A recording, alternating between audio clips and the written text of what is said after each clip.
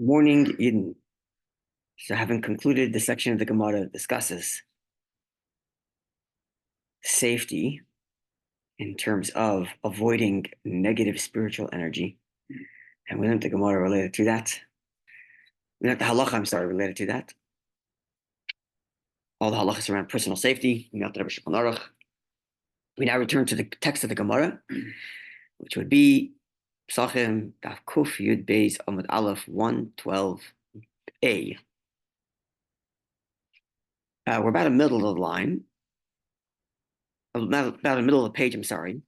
The line begins with the word beriri, and you'll see it says beriri, riri, yiri, ri, tzechina. Right.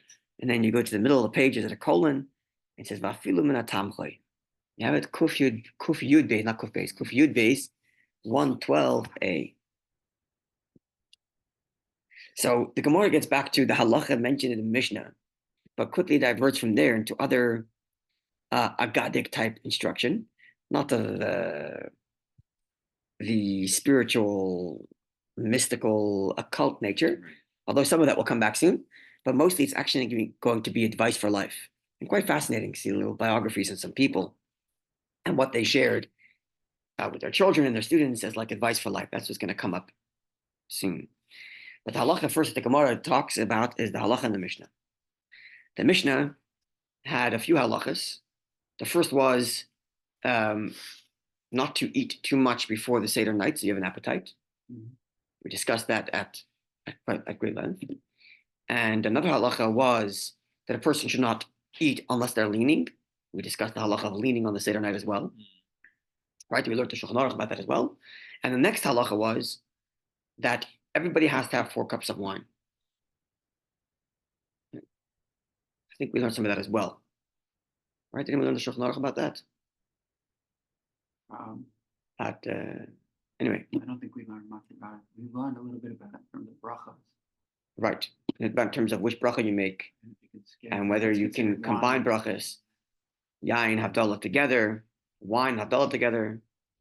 That's correct. So here we get the halacha, which says that everybody has to have 4 cups of wine. And the way the Gemara phrases it is as follows. Yeah, so it's in between the two colons. Vafilu min hatamchoi. The Mishnah said that even someone who's so poor that they have to sustain themselves by taking from the community fund, even such a person should make sure he has 4 cups of wine.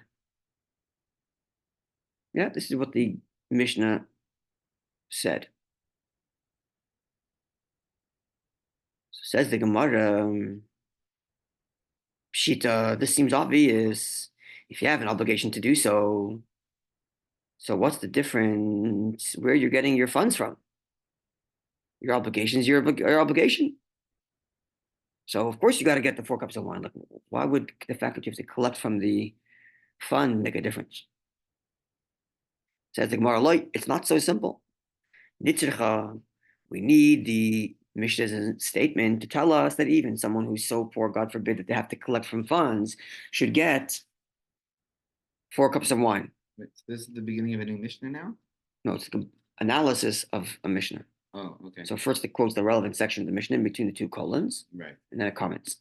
So the relevant section is, even if you're so poor, God forbid, that this person is collecting from the fund, they should still have 4 cups of wine, to which the Gemara asks, obviously, if you have an obligation, you have an obligation. Right. Says the Gemara, it's not so simple.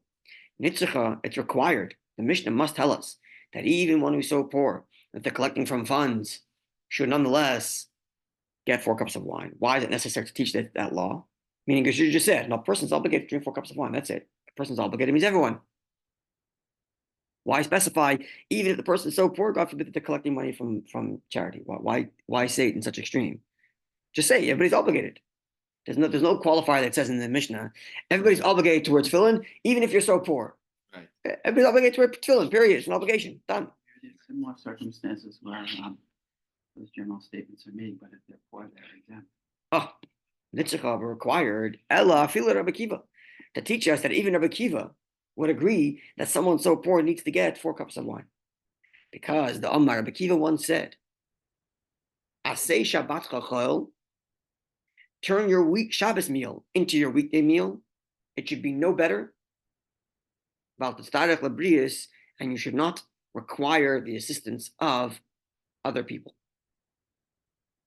So Rabbi Akiva says as a rule, if I have enough money in my pocket for 14 meals, okay, the halacha discusses it. We'll just we're not getting into the halacha. It's not our subject. It's in Masechta Shabbos. The halachas of covet Shabbos and Enik Shabbos and how much you're required to expend in order to honor the Shabbos. But hypothetically, Rabbi Akiva's position, a person has exactly enough money for 14 meals for the week. All the meals being exactly the same.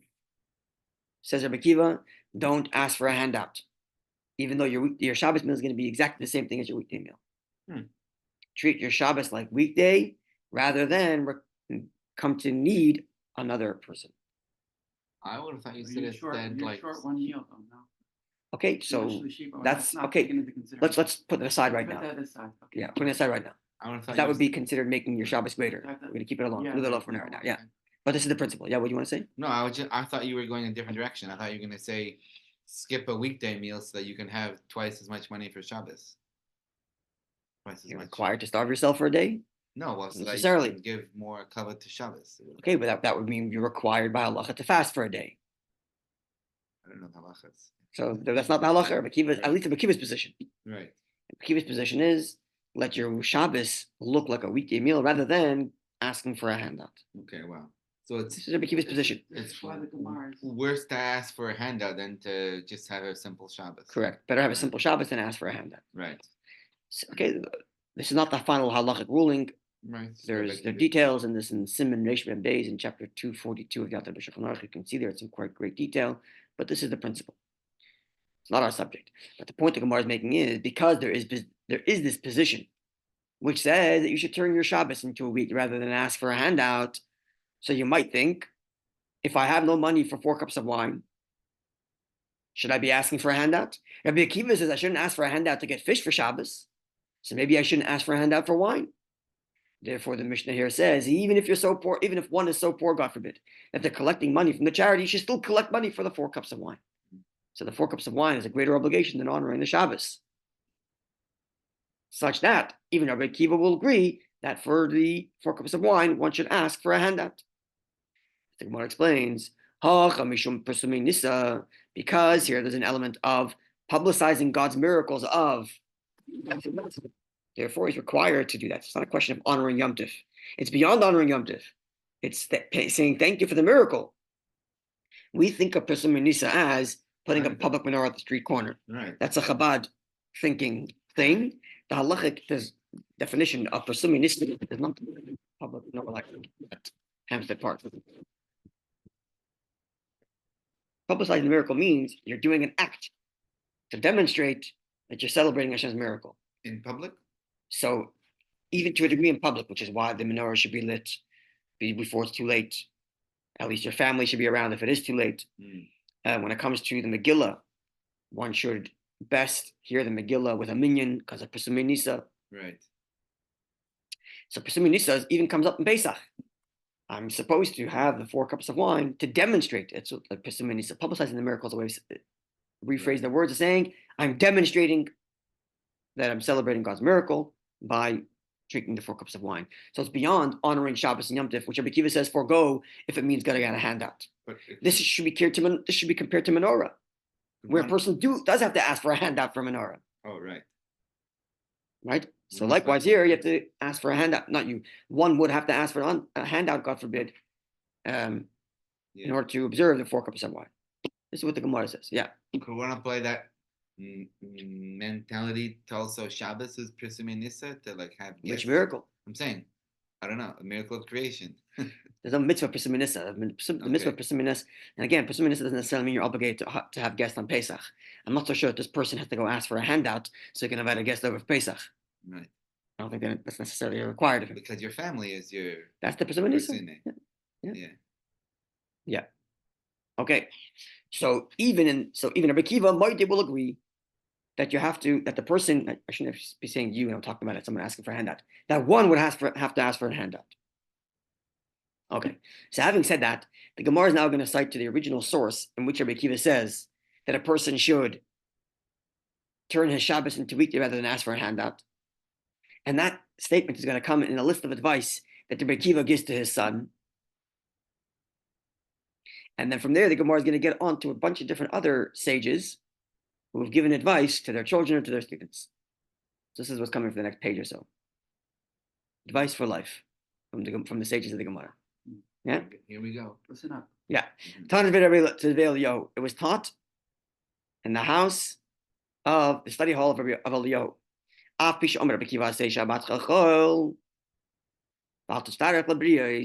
Even though Rabbi Akiva said that a person should rather treat his Shabbos like weekday rather than ask for a handout, forgo the additional extra Shabbos meal and have a regular plain weekday meal rather than ask for a handout. Nonetheless, you got to do something in your house. Something, a tiny thing. You got to have something that makes Shabbos different than weekday. Tiny something. My Ninu, what would be considered a tiny thing? Amar Papa says, Kisa daharsana. If I'm not mistaken, it's a salted fish. Right? Is that what it says there? Salted fish. It's like sardines, something like that. Yeah. Some small alteration. Some small fried fish. Fried fish, not salted fish. Small fried fish. Small. It's like sardines. Essentially, basically, very, very cheap protein, and that's the point. Something small. You got to do something small. So Rabbi Akiva made an unqualified statement. Don't ask for a handout. Better keep your Shabbos plain like weekday. But in the study hall of Rabbi Eliyahu, they would say, okay, that's true, but you got to do something. Even if it's something as small as fried fish. Okay. Kidda Tanan, as it's been taught. And here we get to, not yet. Kidda Tanan has been taught. Rabbi Huda ben Tema Omer. Rabbi Huda, son of Tema, says, this statement is quoted in the opening lines of the Shulchan Aruch, of the Kitzur Shulchan Aruch, I believe it is, right? Have'oz kanemer, one should be bold as a leopard. The kal kanesher, and swift as an eagle. Ratz katzvi, run like a deer. The gibor kari, and strong like a lion. Las is to fulfill the will of our Father in heaven. It's in the opening lines of the Kitzur Shulchan Aruch. Right? Maybe even. Sorry, can you give me volume 1, Aleph, the Shulchan Aruch, Alter Rebbe? Sorry. Aleph right there, yeah. So what does this mean? And why is it relevant here? Bold. Yeah, it's the opening lines of Alter Rebbe Shulchan Aruch as well. I thought so. Yeah. The Rebbe speaks about this opening. So at least of the second version of the Alter Rebbe Shulchan Aruch, which we only have a little bit of. And it's in the first version of Shulchan Aruch too. Iskaber Kagri, yeah? You should wake up in the morning with like a lion. But here the Gemara is highlighting Hava'az kanemer, be bold like a leopard, bold in the sense that you're pushing the limits of your ability. And therefore, they would say in the study hall of Eliyahu, even though a person can't afford it, and he's going to get the handout, and he's trying to follow Rabbi Akiva's position, which says not to ask for a handout because he doesn't want to have to come to other people, he'd rather just keep his Shabbos meal plain. Nonetheless, you got to push yourself beyond your limits and do something, even fried fish. Yeah? Yeah, we clear so far? Yeah. Yeah, with me. The extra step is to do a fried fish. That's the bold like a leopard. Right. Even though the person can't afford it, extend yourself, push yourself a little bit more. It's like the meaning of the words, B'chol ma'oitcha. Pasuk says, if you love God, B'chol levavcha, all your heart, B'chol nafshcha, with all your soul, B'chol ma'oitcha, with all your ma'oid. What's it? With all your ma'oid. Right? I don't know. Ma'oid. Mem aleph dalet. So the Gemara says, levavcha, your heart. Okay, 2 hearts, godly soul, animal soul. Levavcha, the plural. Nafshcha, your soul, even if it means you're being put to death. What's after that? How could it be more than just being put to death? Yeah. The Gemara says, ma'oitcha could be your money. Some people would rather die than give up their money. And another interpretation is ma'od shelcha, with your very. Ma'od means very, like very much. Ma'od. Right. Very, very much. So with your very, in other words, what are your limits and push them. Not to be confused with That's Ma'od, ma'odcha. which is holiday. That's with an ayin, and that means occasion. Okay. Here's ma'od with an aleph, mem aleph dalet, like ma'od. Yeah. Very, very. Ma'od shelcha, with your ma'od, with your very. So az kanemer, bold like a leopard, and push yourself. It means to spend a few more bucks to make Shabbos beautiful. so be it. I also didn't know Okay. Akiva was spelled with an ayin. I was thought, oh, Okay, so now having raised the statement of Rabbi Akiva, which says that a person should turn his Shabbos into weekday rather than ask for a handout, now the Gemara is going to cite to that source. And this statement of Rabbi Akiva is part of 7 pieces of advice that Rabbi Akiva gave to his son. Tan Rabbanan, our sages taught. Yeah, you see it? The line starts with the word Ratz Katzvi, and towards the end of the line it says Tan Rabbanan. It's a bit lower than halfway. Higher. Tan Rabbanan, Shiva Dvarim. yeah. Tan Rabbanan, our sages taught. Shiva Dvarim Tziva Rabbi Akiva Yeshua Benoi. There are 7 things Rabbi Akiva told his son Yehoshua, Rabbi Yehoshua. This is Rabbi Yehoshua ben Karcha, as Rashi tells us, Rashbam tells us. So here's 7 pieces of advice from Rabbi Akiva, fatherly advice. Number 1, Bani, my child, my son, Al Teisha Begoiva Shal Ir, don't stand at the height of the city. V'tishna and learn. Don't learn in a busy public thoroughfare. It's constantly going to be distracted. Find a quiet place to learn.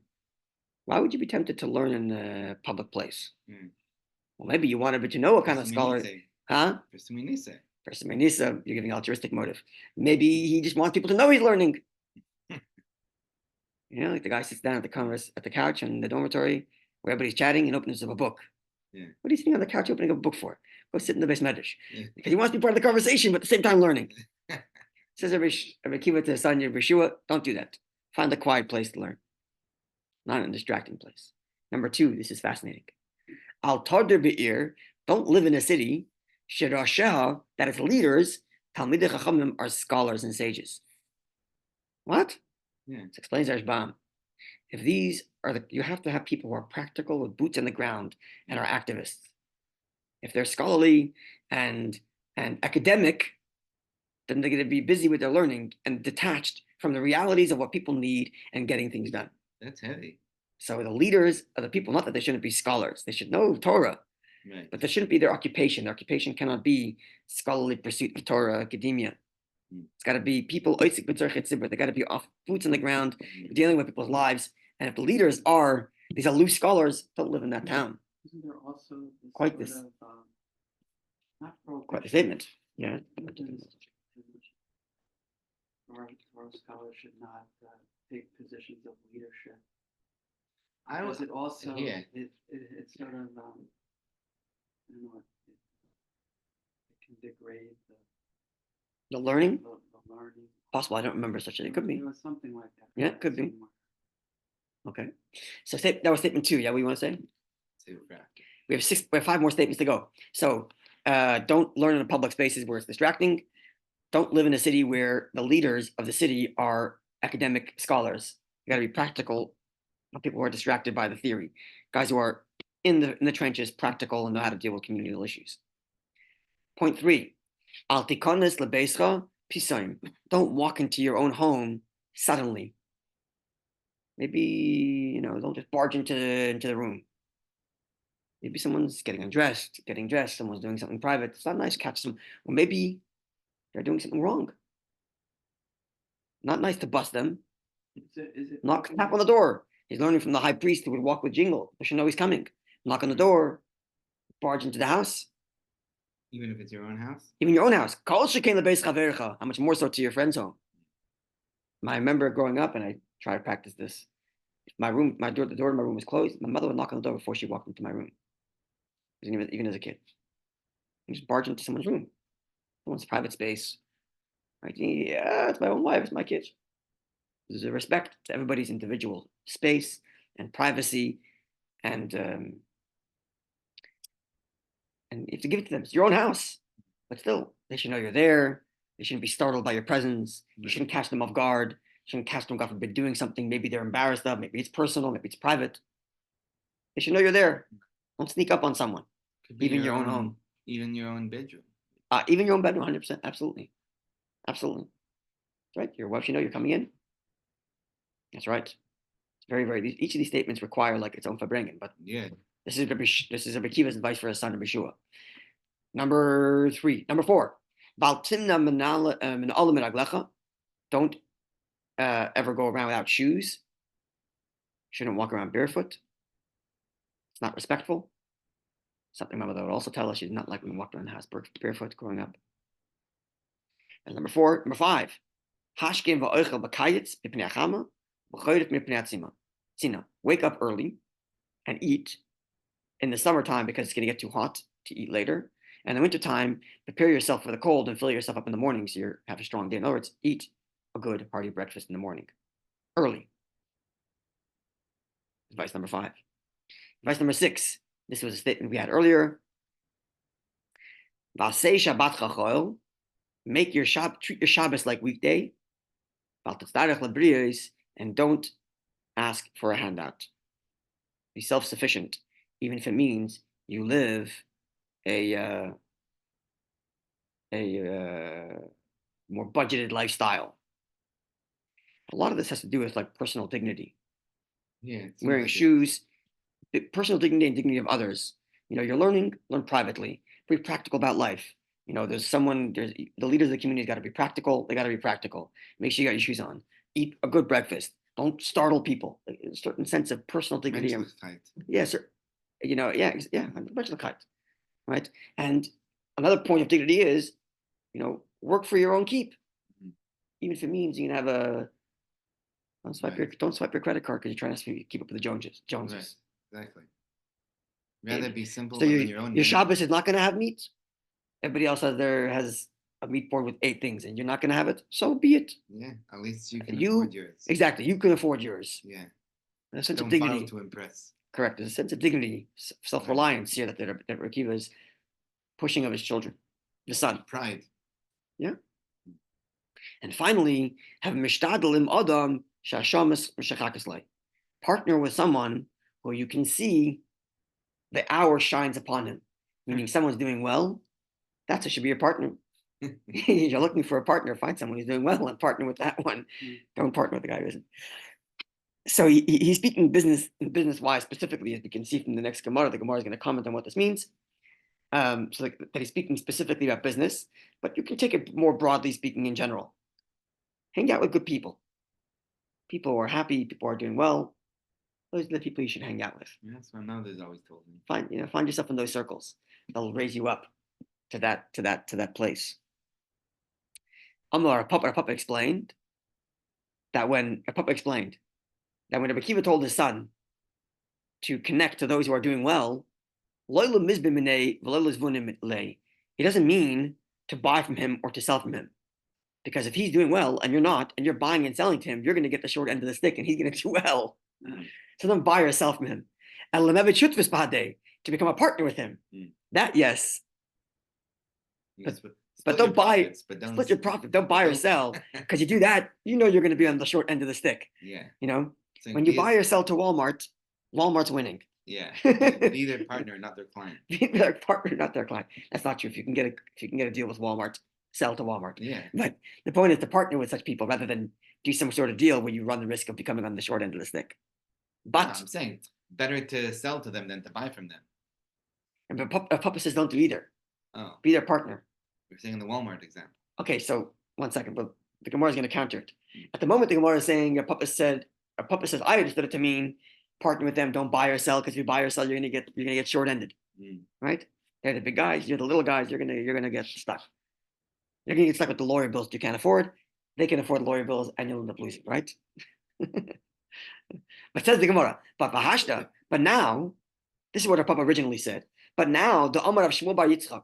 But now that we've learned this teaching of Rabbi Shmuel Bar Yitzchak, which said, "My dixie," what's the meaning of the verse which says, "My yodav beracht." I think that's to pronounce it. It's a pasuk in Eov, where God says, "Your actions bring blessing to Eov." So Rabbi who is it? I lost my place. So Rabbi Shmuel Bar Yitzchak said, it means anyone who takes even a coin from Eov will be blessed. In other words, Hashem is telling Eov, you're a man of blessing, and your blessing extends to others. And therefore, Shmuel Bar Yitzchak says, even if you take a pruta, you take a coin from him, you take one little penny from him, you will be blessed. So if that's the case, Rav Papa retracts his original statement, which says you shouldn't buy or sell. And if shopper dummy. Even if you're buying and selling to a person that's successful, is also good. This is where the Walmart example comes in. If you can have Walmart as a client, or your local corner shop as a client, take Walmart. Oh, right? really? No, Support the mom and pop. Support local. you're the local also, right? And then you'll kind of deal with the mom and pop shop also. Yeah. And the point is that originally our Papa says, don't do any business unless you're going to be equal partner with them. But now that Shmuel cites this verse, which talks about someone who's blessed, all engagement through them is blessed, then even buying or selling from them is a good idea because you're engaged with those who are successful, and that will raise yourself up to be more successful. This ends Rabbi Akiva's advice to his son. God willing, tomorrow, advice Rabbi Akiva gave to his student. See, the advice that Rabbi Akiva gave to his son here, some of it's about learning, like at the beginning, make sure you don't learn in public so you're not distracted. But most of it's actually about just living with the dignity and a sense of self-pride and respect of others and respect of people's spaces, right? Not barging in, self-reliance. It's like fatherly advice in that regard. The next statement, which is going to be Rabbi Akiva to his student, Rabbi Shimon Bar Yochai. Rabbi Shimon Bar Yochai is Rabbi Akiva's student. One of his 5 students that Rabbi Akiva rebuilt Torah after he lost all of his students. One of the 5 is Rabbi Shimon Bar Yochai. We're going to hear his advice from Rabbi Akiva, and those advice are going to be much more Torah learning related, as we'll see. Wow. Have a wonderful day, Yidden. What are you gonna say? Oh, tomorrow morning for the Chassidus Shir, I'm definitely to be here. I don't know if I'll be here for the Gemara Shir. I'm looking. I'd like my brother-in-law sitting Shiva for his mother, and I'd like to be able to go. Yeah, and the only day that I can go is tomorrow. Yeah. It's Thursday. My wife's already going to New York for the convention. That's fine. She's coming back on Monday, and the Shiva is over already. So the only time for me to go is tomorrow. So if I can get points to go, I will. And the flight's going to be, the flight will probably be 10, 11 o'clock in the morning, which means for the Chassidus, I'll be here, God willing. But I'll let you know if I'm here for the Gemara, depending on what time the flight is. Okay? Have a wonderful day, Eden. Yeah. We share good news with each from one another. Brother-in-law's the shliach in Potomac, Maryland. Yeah, he lost his mother. Immigrants. Yeah, that's why we just That's recently where there. you Yeah. were, right? Yeah, we spent Shabbos with him. Yeah. So we hear good news, God willing, all around. She's a very Also- special, beautiful lady. And he's Harrison's. Yeah, Rabbi Harrison's Brother. daughter is married to my Yaakov, brother-in-law's okay. Yaakov, to one of the other sons. Yeah. Yeah. Yeah. Right.